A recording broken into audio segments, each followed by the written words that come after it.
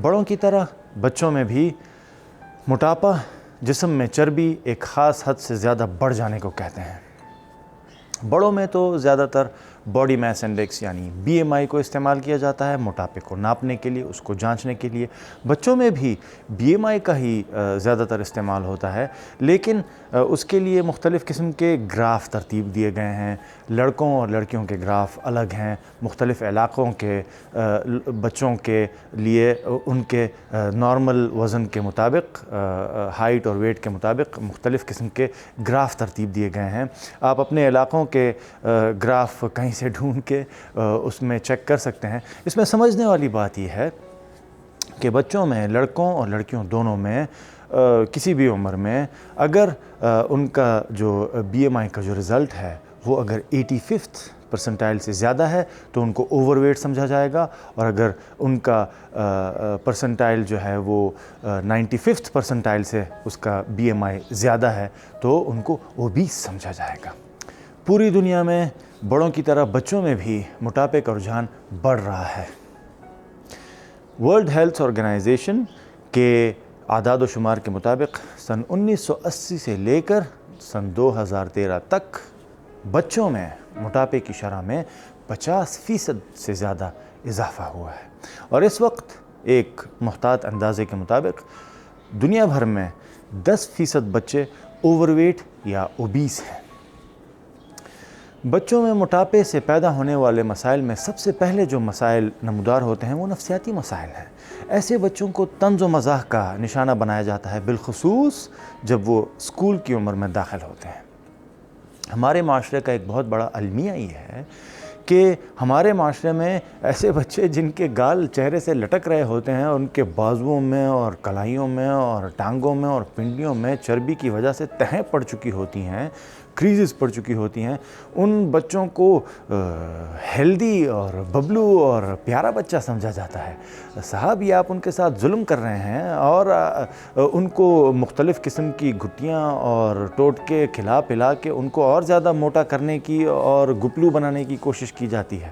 اور ایسے بچے جو کہ دنیا کی سائنٹیفکلی ہر ڈیفینیشن کے مطابق میڈیکلی فٹ ہیں، ہیلدی ہیں سائنٹیفکلی، ان بچوں کو دبلا پتلا اور کمزور سمجھ کر ان کی مائیں، ان کی دادیاں، نانیاں، پھوپھیاں، خالائیں وغیرہ وغیرہ اس بات کے پیچھے پڑی رہتی ہیں کہ کس طرح ان بچوں کو بھی موٹا کیا جائے۔ ایسے بچوں میں بڑے ہو کر بہت ساری بیماریاں جنم لیتی ہیں۔ بچپن کا موٹاپا بڑے ہو کر ہائی بلڈ پریشر، ذیابیطس، جگر کی بیماریوں، جوڑوں کی بیماریوں، دمے اور سانس کی بیماریوں، جلد کی بیماریوں اور بہت ساری دوسری بیماریوں کو جنم دیتا ہے۔ ایسے بچوں میں بڑے ہو کر ایٹنگ ڈس آرڈرز بھی جنم لیتے ہیں، جیسے کہ بولیمیا ہے اور انوریکسیا نروزا ہے۔ موٹاپا بذات خود ایک ایٹنگ ڈس آرڈر ہے، اس کو میں نے ایک ایٹنگ ڈس آرڈر کا درجہ دیا ہے، اگر آپ نے میری پچھلی ویڈیوز دیکھی ہوں، اور اس کو میں نے ایک نفسیاتی بیماری گردانا ہے۔ تو یہی بچے بڑے ہو کر اگر موٹاپے کا شکار فرض کیا نہ بھی ہوں تو یہی بچے بڑے ہو کر اکثر ایٹنگ ڈس آرڈرز کا شکار ضرور ہوتے ہیں۔ اور سب سے بڑا مسئلہ یہ ہے کہ یہی بچپن کا موٹاپا بسا اوقات بڑی عمر میں بھی موٹاپے میں ہی تبدیل ہوتا ہے، اور بڑے ہو کر بھی وہ لوگ ساری عمر موٹاپے کا شکار ہی رہتے ہیں اور موٹاپے سے لڑتے رہتے ہیں۔ بچوں میں موٹاپے کی کئی وجوہات ہیں۔ ان میں ظاہر ہے کہ جینیٹکس کا، موروثیت کا انتہائی اہم کردار ہے۔ اس وقت 200 سے زیادہ ایسے جینز دریافت ہو چکے ہیں جو کہ موٹاپے کا زیادہ وزن کا سبب بن سکتے ہیں۔ موٹاپے کی موروثیت اور موٹاپے کے جینیٹکس اور اس کی جینیٹک وجوہات پر میں نے الگ سے ویڈیو بنائی ہے، اس کا لنک ڈسکرپشن میں موجود ہے، اگر آپ چاہیں تو دیکھ سکتے ہیں۔ لیکن چند خاص بیماریاں جو کہ جینیٹک ڈیزیزز جو کہ موٹاپے کا باعث بن سکتی ہیں، اور بالخصوص وہ بچپن سے ہی نمودار ہو جاتی ہیں، ان میں مشہور زمانہ پراڈر ولی سنڈروم، مومو سنڈروم، بارڈڈ بیڈل سنڈروم، اس کے علاوہ لیپٹن ڈیفیشنسی اور لیپٹین جین کے جو مسائل ہیں وہ قابل ذکر ہیں۔ دراصل ہم ایک اوبیسوجینک معاشرے میں رہتے ہیں۔ ہمارے معاشرے میں ہمیں وہ تمام سہولیات میسر ہیں جو کہ موٹاپے کو جنم دیتے ہیں اور موٹاپے کو بڑھاتے ہیں۔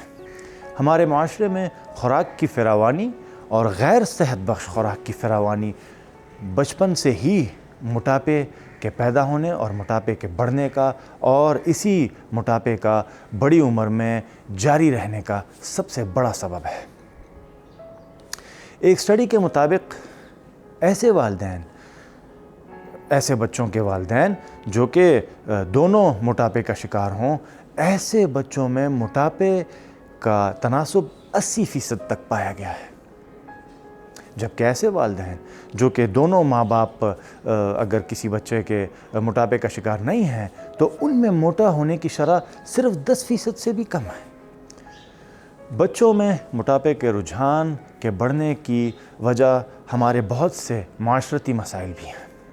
اگر آپ اپنے گرد و نواح میں غور کیجئے تو آپ دیکھیں گے کہ بچوں میں اس وقت موٹاپے کا جو رجحان ہے وہ بہت زیادہ اس وجہ سے بڑھ رہا ہے کہ مائیں اپنے بچوں کو دودھ اپنا نہیں پلا رہی اور زیادہ تر فیڈر کے دودھ جو ڈبے والے دودھ ہیں ان پر انحصار کیا جا رہا ہے۔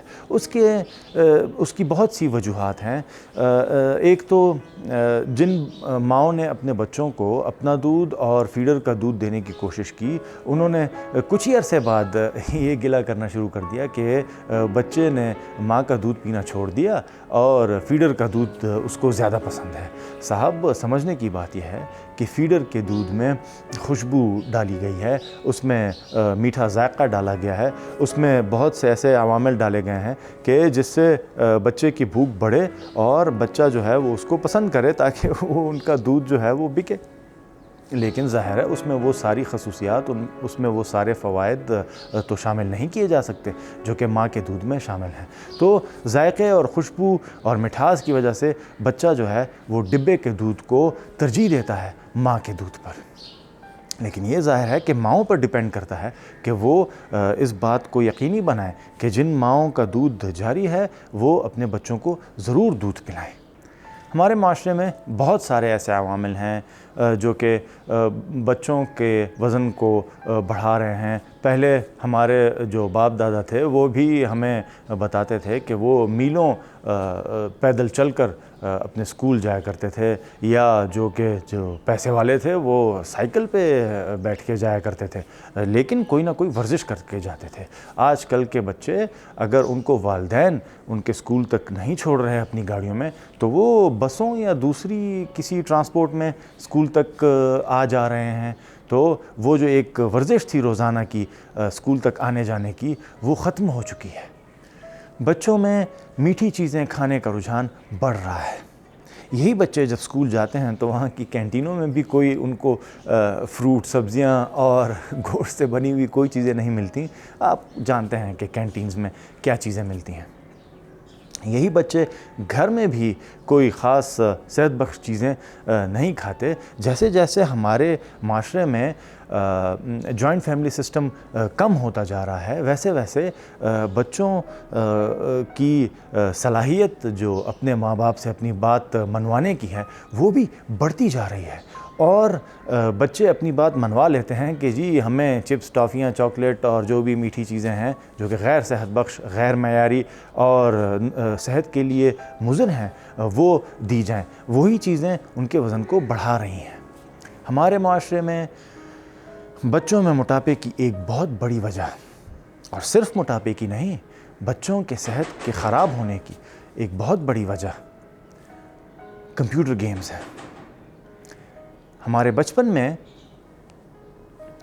کمپیوٹر گیمز کے ویڈیو گیمز کے اپنے سینٹرز ہوا کرتے تھے، اور آپ کو وہاں جا کر کچھ پیسے دے کر اور کچھ دیر کے لیے وہ ویڈیو گیم کھیلنے کی اجازت ہوتی تھی۔ تو اس کے لیے آپ کو وہاں جانا پڑتا تھا، اس میں ٹائم لگتا تھا، آپ صرف دن کے وقت جا سکتے تھے. لیکن اب یہ سارے مسائل ختم ہو چکے ہیں. اب ہر کسی کی جیب میں جناب کمپیوٹر گیمز موبائل میں موجود ہیں اور آپ اپنے بچوں کو ہمہ وقت ان میں مصروف پائیں گے. یہ بچوں کو ایک الگ دنیا میں لے جاتے ہیں اور وہ حقیقت سے دور ہوتے جاتے ہیں. وہ بیٹھے رہتے ہیں، ان کی کیلوری کنزمپشن جو ہے وہ انتہائی لو ہوتی ہے. وہ موٹاپے کے علاوہ اور بھی بہت سی بیماریوں کے شکار ہو جاتے ہیں صرف ان کمپیوٹر گیمز کی وجہ سے. اور جو بچے کمپیوٹر گیمز نہیں دیکھ رہے، اب سے کچھ عرصہ قبل تک ان میں بہت بڑی وجہ موٹاپے کی ٹی وی تھا. وہ ٹی وی کی اسکرین سے چپکے رہتے تھے. اب بھی بہت سے بچوں میں ٹی وی کی جو لت ہے وہ موجود ہے اور اس کی وجہ سے بہت مسائل پیدا ہو رہے ہیں. بچوں میں وقت گزاری کے لیے ورزش اور کھیل کود کا رجحان کم ہوتا جا رہا ہے. بچے اب کھیل کود اور باہر گلی میں نکل کے دوسرے بچوں کے ساتھ کھیل کود سے زیادہ کمپیوٹر گیمز کو ترجیح دیتے ہیں. اور اس وقت اسکولوں میں بھی بہت کم ایسے اسکولز ہیں کہ جہاں پہ ان کو میدان اور کھیل کود کے مواقع میسر ہیں. میری نظر میں اسکول کا انتخاب کرتے وقت اس چیز کو ملحوظ خاطر رکھا جانا چاہیے کہ اسکول میں میدان، کوئی کھیلنے کی جگہ، کوئی ایسے انتظامات موجود ہوں اور ایسے اسکولوں کو ترجیح دینی چاہیے. چاہے آپ کو جو دوسرے اسکول ہیں اس میں زیادہ نمبر آنے کی کوئی گارنٹی وغیرہ بھی دی جا رہی ہو، جو کہ آج کل ہر اسکول جو ہے وہ دعویٰ کرتا ہے. اس کے علاوہ میرے خیال میں اسکول کا انتخاب کرتے وقت اس چیز کو بھی ملحوظ خاطر رکھا جائے کہ وہ اسکول آپ کے گھر کے جتنے قریب ہو اتنا زیادہ بہتر ہے. کیونکہ میں نے دیکھا ہے کہ خاص طور پر بڑے شہروں میں بچے جو ہیں وہ کمیوٹنگ میں، اسکول آنے جانے میں 1 سے 2 گھنٹے یک طرفہ ان کے ضائع ہوتے ہیں. تو یہ دن کا ایک بہت بڑا حصہ ہے. تحقیق سے یہ ثابت ہوا ہے کہ بچپن میں ایکٹیو رہنے والے بچے، وہ بچے جو کھیل کود کے شوقین تھے، جو کھیل کود میں مصروف رہتے تھے، ایسے بچے بڑے ہو کر بھی کسی نہ کسی کھیل کود میں، فٹنس میں دلچسپی لیتے رہتے ہیں اور کوشش کرتے ہیں کہ کچھ نہ کچھ فٹنس کے لیے کرتے رہیں. جناب اس میں سارا قصور بچوں کا ہی نہیں بلکہ زیادہ قصور ماں باپ کا بھی ہے. ماں باپ ہی بچوں کو غلط چیزیں کھلا پلا رہے ہیں. ماں باپ ہی اس چیز کو نہیں دیکھ رہے کہ بچے کمپیوٹر گیمز پہ، موبائل گیمز پہ کتنا ٹائم ضائع کر رہے ہیں، ٹی وی کی اسکرین سے کتنی دیر سے چپکے ہوئے ہیں. آج کل خاص طور پر بڑے شہروں میں پڑھے لکھے ماں باپ میں اکثر ماں باپ دونوں کام پہ جاتے ہیں. صبح سے لے کر شام تک بچے اسکول کے علاوہ اکیلے نوکروں کے حوالے کر دیے جاتے ہیں یا ان بچوں کو مصروف رکھنے کے لیے وہ ان کو کمپیوٹر گیمز پہ یا ٹی وی پہ لگا دیتے ہیں اور یہی بچے پھر موٹاپے کا شکار ہوتے ہیں. انہی بچوں میں نفسیاتی مسائل بھی پیدا ہوتے ہیں. نفسیاتی مسائل موٹاپے کا بھی بہت بڑا سبب ہیں بچوں میں. تحقیق سے یہ ثابت ہوا ہے کہ بچوں میں اینزائٹی اور ڈپریشن کی وجہ سے موٹاپے کا رجحان بڑھ رہا ہے. وہ بچے جو تنہائی کا شکار ہیں وہ خوراک کو دوست بنا لیتے ہیں. وہ بچے جو احساس کمتری کا شکار ہیں وہ خوراک کو دوست بنا لیتے ہیں کیونکہ جو کھانے پینے کی چیز ہے وہ کبھی ان کا مذاق نہیں اڑاتی. وہ ان کے ساتھ جتنا چاہے، وہ بچے جتنا چاہیں ان کے ساتھ وہ خوراک وقت گزارتی ہے. اس کے علاوہ بچوں میں موٹاپے کی ایک بڑی وجہ اٹینشن ڈیفیسٹ ہائپر ایکٹیویٹی ڈس آرڈر ADHD، جو کہ مغرب میں ایک کافی فیشنیبل بیماری آج کل ہے، اس کو بھی ایک بڑی وجہ سمجھا جاتا ہے بچوں میں بچپن میں موٹاپے کی. اس کے علاوہ چند ایسی بیماریاں بھی موجود ہیں جو کہ بچپن سے ہی موٹاپے کا باعث بن سکتی ہیں، جن میں ہائپو تھائرائڈزم اور یعنی تھائرائڈ کے مسائل اور کشنگ سنڈروم جو ہیں وہ سر فہرست ہیں. صاحب مسئلہ یہ ہے کہ آپ کا جو فیٹ سیل ہے وہ اس کا کام ہے فیٹ کو، چربی کو سٹور کرنا.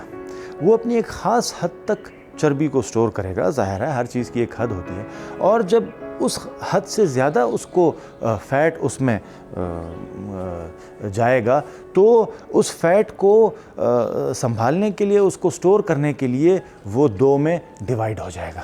इस तरह फ़ैट सेल्स की तादाद बढ़ती है, बिलखुसूस बचपन में। अब इन फ़ैट सेल्स का काम सिर्फ फ़ैट को स्टोर करना और ज़रूरत के वक्त इस फ़ैट को जिस्म को एनर्जी के लिए प्रोवाइड करना है। अब जो बच्चे बचपन में मोटापे का शिकार होते हैं उनमें फ़ैट सेल्स बहुत ज़्यादा हो जाते हैं। ये बच्चे बड़े होकर भी अक्सर मोटापे का शिकार इसलिए भी होते हैं कि इनके फ़ैट सेल्स, अगर ये अपना वज़न कम कर भी लें ये अफराद, तो इनके फ़ैट सेल्स हमेशा एक भूख का शिकार रहते हैं और ये सिग्नल हमेशा वो दिमाग में भेजते रहते हैं कि जी हमें चर्बी चाहिए, हमें फ़ैट चाहिए, हमें जिस मकसद के लिए पैदा किया गया है हम वो काम नहीं कर पा रहे, तो वो हमेशा एक सिग्नल ये भेजते रहते हैं। इसीलिए बचपन के मोटापे के शिकार अफराद को अपना वज़न बड़े होकर भी अपना वज़न नॉर्मल रखने के लिए हमेशा एक जिद्दोजहद का, हमेशा एक डिसिप्लिन का जो है वो मुज़ाहरा करना पड़ता है, क्योंकि अगर वो ऐसा ना करें तो उनका वज़न बड़ी आसानी से बढ़ता है, क्योंकि उनमें फ़ैट स्टोर करने की जगह पहले से ही बहुत सारी बचपन में मुहैया कर दी गई है। फ़ैट सेल्स के बारे में एक और बहुत बड़ा अलमिया ये है कि फ़ैट सेल्स कभी मरते नहीं हैं। बचपन में जो फ़ैट सेल्स जो पैदा होते हैं और जो डिवाइड होते हैं, और बड़े होकर भी बहुत से लोगों में फ़ैट सेल बढ़ते रहते हैं जो कि मोटापे का शिकार होते हैं, तो ये कभी मरते नहीं हैं और इनकी ये जो भूख है वो हमेशा के लिए कायम रहती है।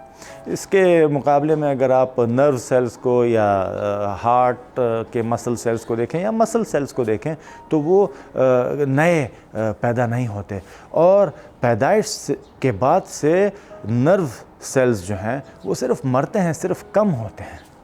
ये एक बहुत बड़ा अलमिया है। काश हमारे फ़ैट सेल्स उम्र के साथ साथ खुद ही मरते और कम होते, और नर्व सेल्स उम्र के साथ साथ बढ़ते और ज़्यादा होते। तो साहब, बच्चों में मोटापे का सद्जवाब, उनका इलाज कैसे किया जाए? सबसे पहली, सबसे अहम बात कि अवाइल उम्र से, पैदाइश से ही माएँ इस बात को यकीनी बनाएं कि अगर उनका दूध जारी है तो वो अपने बच्चों को अपना दूध पिलाएं। ये बहुत ज़रूरी है। इसके अलावा जैसे जैसे बच्चे बड़े होते जाएं, इस बात को देखा जाए कि आप अपने बच्चों को क्या दे रहे हैं खाने को, और वो बच्चे जो कि उस मरहले में पहुंच जाएं जब वो ख़ुद अपनी खुराक मांग सकें बोल के, तो भी इस चीज़ को यकीनी बनाया जाए कि आप उनकी हर फरमाइश पूरी ना करें। बच्चों का अगर बस चले तो वो चॉकलेट, टाफ़ियों के अलावा और कुछ भी ना खाएं। ये आपकी ज़िम्मेदारी है कि आप कैसे उनकी खुराक पे नज़र रखते हैं। इसके अलावा इस चीज़ को यकीनी बनाया जाए कि बच्चे कोई ना कोई वर्जिश करें।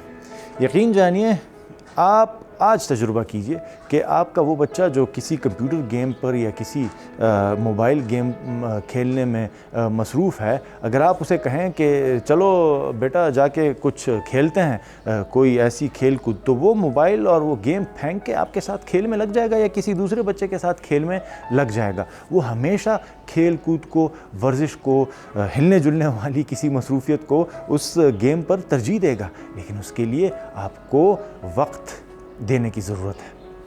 आजकल हम सुबह काम पे निकलते हैं, सुबह सवेरे तो कोई नहीं जाता, आजकल बहुत लेट जाते हैं क्योंकि रात को हम देर तक जागते रहते हैं।